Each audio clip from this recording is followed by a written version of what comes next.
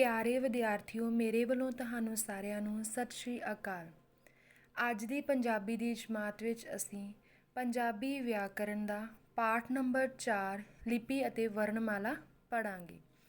ਇਸ ਪਾਠ ਵਿੱਚ ਲਿਪੀ ਅਤੇ ਪੰਜਾਬੀ ਵਰਣਮਾਲਾ ਦੇ ਸੰਬੰਧ ਵਿੱਚ ਜਾਣਕਾਰੀ ਦਿੱਤੀ ਗਈ ਹੈ।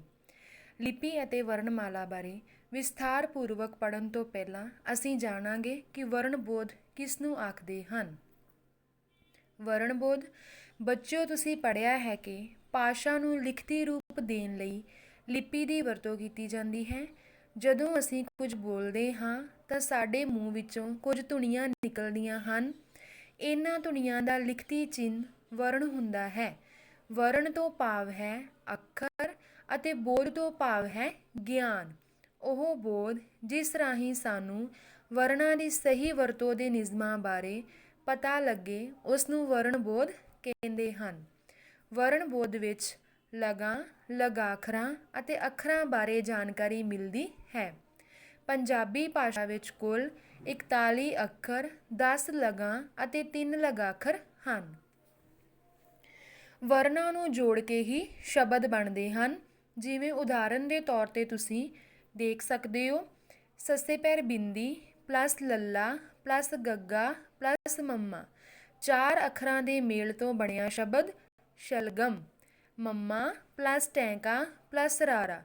3 ਅੱਖਰਾਂ ਦੇ ਮੇਲ ਤੋਂ ਬਣਿਆ ਸ਼ਬਦ ਮਟਰ। ਇਸੇ ਤਰ੍ਹਾਂ ਬੱਬਾ ਪਲੱਸ ਰਾਰਾ ਪਲੱਸ ਤੱਤਾ ਪਲੱਸ ਨੰਨਾ। 4 ਅੱਖਰਾਂ ਦੇ ਮੇਲ ਤੋਂ ਬਣਿਆ ਸ਼ਬਦ ਬਰਤਨ। ਲਿਪੀ ਭਾਸ਼ਾ ਦੇ ਲਿਖਤੀ ਰੂਪ ਲਈ ਵਰਤੇ ਜਾਂਦੇ ਲਿਖਤ ਚਿੰਨ੍ਹਾਂ ਦੇ ਸਮੂਹ ਨੂੰ ਲਿਪੀ ਕਿਹਾ ਜਾਂਦਾ ਹੈ। ਹਰ ਭਾਸ਼ਾ ਦੇ ਲਿਖਤੀ ਰੂਪ ਲਈ ਕਿਸੇ ਵਿਸ਼ੇਸ਼ ਲਿਪੀ ਦੀ ਵਰਤੋਂ ਕੀਤੀ ਜਾਂਦੀ ਹੈ। ਜਿਵੇਂ ਅੰਗਰੇਜ਼ੀ ਭਾਸ਼ਾ ਲਈ ਰੋਮਨ ਲਿਪੀ ਦੀ, ਉਰਦੂ ਭਾਸ਼ਾ ਲਈ ਫਾਰਸੀ ਲਿਪੀ ਦੀ, ਹਿੰਦੀ ਭਾਸ਼ਾ ਲਈ ਦੇਵਨਾਗਰੀ ਲਿਪੀ ਦੀ ਅਤੇ ਪੰਜਾਬੀ ਭਾਸ਼ਾ ਲਈ ਗੁਰਮੁਖੀ ਲਿਪੀ ਦੀ। ਉਦਾਹਰਨ ਦੇ ਤੌਰ 'ਤੇ ਤੁਸੀਂ ਦੇਖ ਸਕਦੇ ਹੋ, ਊੜਾ ਐੜਾ ਈੜੀ ਪੰਜਾਬੀ ਭਾਸ਼ਾ ਦੇ ਅੱਖਰ ਹਨ।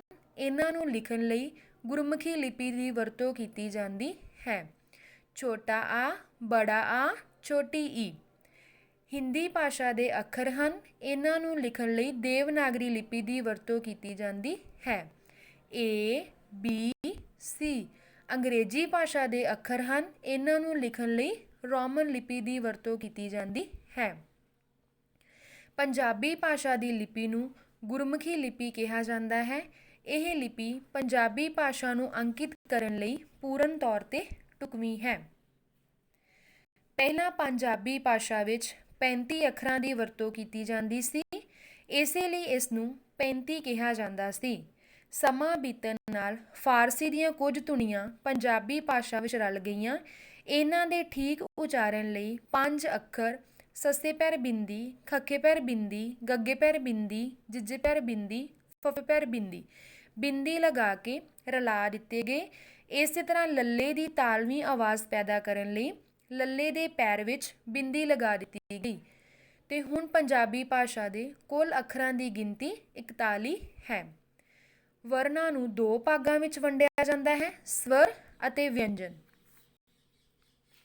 ਸਵਰ ਜਿਹੜੇ ਅੱਖਰ ਜਾਂ ਵਰਣ ਕਿਸੇ ਹੋਰ ਵਰਣ ਜਾਂ ਅੱਖਰ ਦੀ ਸਹਾਇਤਾ ਤੋਂ ਬਿਨਾਂ ਹੀ ਬੋਲੇ ਜਾਂਦੇ ਹਨ, ਉਹ ਸਵਰ ਅਖਵਾਉਂਦੇ ਹਨ। ਸਵਰਾਂ ਦੀ ਗਿਣਤੀ 3 ਹੈ, ਊੜਾ, ਐੜਾ, ਈੜੀ। ਵਿਅੰਜਨ ਜਿਹੜੇ ਅੱਖਰ ਸਵਰਾਂ ਦੀ ਸਹਾਇਤਾ ਨਾਲ ਬੋਲੇ ਜਾਣ, ਉਹਨਾਂ ਨੂੰ ਵਿਅੰਜਨ ਆਖਿਆ ਜਾਂਦਾ ਹੈ। ਸੱਸੇ ਤੋਂ ੜਾੜੇ ਤੱਕ ਸਾਰੇ ਅੱਖਰ ਵਿਅੰਜਨ ਹਨ। ਇਸ ਲਿਪੀ ਵਿੱਚ ਕੁੱਲ 41 ਅੱਖਰ, 10 ਲਗਾਂ ਤੇ 3 ਲਗਾਖਰ ਵਰਤੇ ਜਾਂਦੇ ਹਨ। 10 ਲਗਾਂ ਮੁਕਤਾ, ਕੰਨਾ, ਸਿਹਾਰੀ, ਬਿਹਾਰੀ, ਔਂਕੜ, ਦੁਲੈਂਕੜ, ਲਾਵਾਂ, ਦੁਲਾਵਾਂ, ਹੋੜਾ ਅਤੇ ਕਨੋੜਾ ਹਨ। ਲਗਾਖਰਾਂ ਦੀ ਗਿਣਤੀ 3 ਹੈ, ਬਿੰਦੀ, ਟਿੱਪੀ ਅਤੇ ਅਧਕ। ਵਰਣਮਾਲਾ ਵਰਣਮਾਲਾ ਤੋਂ ਭਾਵ ਵਰਣਾਂ ਦੀ ਮਾਲਾ ਜਾਂ ਵਰਣਾਂ ਦਾ ਸਮੂਹ। ਵਰਣਮਾਲਾ ਵਿੱਚ ਵਰਣਾਂ ਨੂੰ ਤਰਤੀਬਵਾਰ ਲਿਖਿਆ ਜਾਂਦਾ ਹੈ।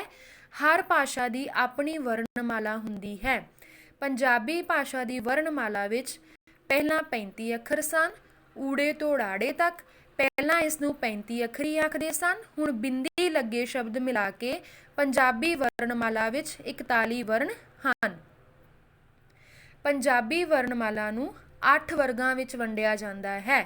ਮੁੱਖ ਵਰਗ ਊੜਾ, ਐੜਾ, ਈੜੀ, ਸੱਸਾ, ਹਾਹਾ। ਕੱਕੇ ਵਾਲੀ ਲਾਈਨ ਨੂੰ ਕੱਕਾ ਵਰਗ, ਚੱਚਾ ਵਰਗ, ਟੈਂਕਾ ਵਰਗ, ਤੱਤਾ ਵਰਗ, ਪੱਪਾ ਵਰਗ ਅਤੇ ਯਈਆ, ਰਾਰਾ, ਲੱਲਾ, ਵਊਆ, ਡਾੜਾ ਅੰਤਿਮ ਵਰਗ ਆਖਿਆ ਜਾਂਦਾ ਹੈ। ਇਸੇ ਤਰ੍ਹਾਂ 6 ਸ਼ਬਦ ਜਿਹੜੇ ਨਵੇਂ ਅੱਖਰ ਮਿਲਾਏ ਗਏ ਹਨ, ਸੱਸੇ ਪੈਰ ਬਿੰਦੀ, ਖੱਖੇ ਪੈਰ ਬਿੰਦੀ, ਗੱਗੇ ਪੈਰ ਬਿੰਦੀ, ਜੱਜੇ ਪੈਰ ਬਿੰਦੀ, ਫੱਫੇ ਪੈਰ ਬਿੰਦੀ ਅਤੇ ਲੱਲੇ ਪੈਰ ਬਿੰਦੀ, ਇਸ ਨੂੰ ਨਵੀਨ ਵਰਗ ਆਖਿਆ ਜਾਂਦਾ ਹੈ। ਸੋ ਪਿਆਰੇ ਵਿਦਿਆਰਥੀਓ, ਇਸ ਪਾਠ ਵਿੱਚ ਅਸੀਂ ਲਿਪੀ ਅਤੇ ਵਰਣਮਾਲਾ ਦੇ ਸੰਬੰਧ ਵਿੱਚ ਜਾਣਕਾਰੀ ਪ੍ਰਾਪਤ ਕੀਤੀ। ਜਿਹੜੇ ਚਿੰਨ੍ਹਾਂ ਦਾ ਪ੍ਰਯੋਗ ਭਾਸ਼ਾ ਨੂੰ ਲਿਖਤੀ ਰੂਪ ਦੇਣ ਲਈ ਕੀਤਾ ਜਾਂਦਾ ਹੈ, ਉਸ ਨੂੰ ਲਿਪੀ ਆਖਿਆ ਜਾਂਦਾ ਹੈ। ਪੰਜਾਬੀ ਭਾਸ਼ਾ ਦੀ ਲਿਪੀ ਗੁਰਮੁਖੀ ਹੈ ਅਤੇ ਇਸ ਲਿਪੀ ਵਿੱਚ 41 ਅੱਖਰ, 10 ਲਗਾਂ ਅਤੇ 3 ਲਗਾਖਰ ਵਰਤੇ ਜਾਂਦੇ ਹਨ। ਭਾਸ਼ਾ ਦੀ ਲਿਪੀ ਦੇ ਸਾਰੇ ਵਰਣਾਂ ਦੀ ਇੱਕ ਨਿਸ਼ਚਿਤ ਤਰਤੀਬ ਨੂੰ ਉਸ ਭਾਸ਼ਾ ਦੀ ਵਰਣਮਾਲਾ ਆਖਿਆ ਜਾਂਦਾ ਹੈ। ਸੋ ਪਿਆਰੇ ਵਿਦਿਆਰਥੀਓ, ਤੁਹਾਡਾ ਘਰ ਦਾ ਕੰਮ ਹੈ ਪਾਠ ਨੰਬਰ 4 ਲਿਪੀ ਅਤੇ ਵਰਣਮਾਲਾ ਪੜ੍ਹਨਾ। ਧੰਨਵਾਦ।